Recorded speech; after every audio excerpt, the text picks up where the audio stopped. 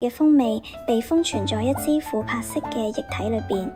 但佢嘅奧秘遠不止於味蕾。歡迎嚟到青島啤酒博物館呢度，100年工業基因正與最潮嘅科技同創意發生化學反應，等待你前嚟解碼。1903年，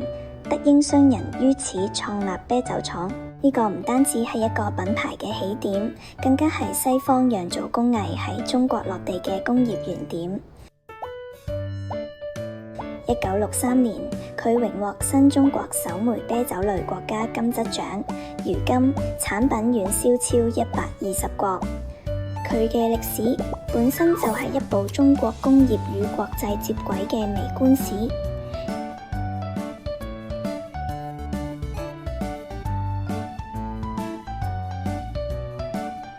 呢個係未經過濾同巴氏殺菌嘅粗型啤酒，活性酵母豐富，風味最係醇厚鮮活，昔日僅有，釀酒師可享，今日成為每位訪客嘅專屬禮遇。科技樣樣做奧秘，從晦澀術語變為可觸可聞可嘗嘅沉浸實驗。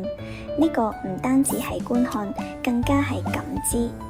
啤酒嘅邊界喺度被徹底打破，百年酵母被用於烘焙，誕生咗會呼吸嘅麥香麵包，酒液融入雙麒麟與茶飲，開創出全新嘅味覺維度。博物館嘅終極命題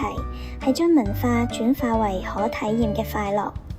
從日間嘅趣味科普到夜晚嘅光影劇遊，佢已經演變成一個全天候嘅時尚生活秀場。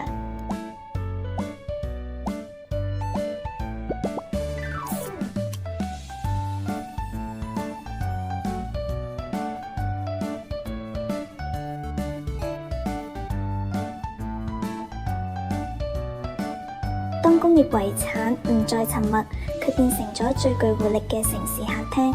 青島啤酒博物館唔單止講述一樽啤酒嘅前世今生，更加提供咗一種融合歷史、科技與歡聚嘅生活方式。呢個就係青島獻俾世界嘅獨特最。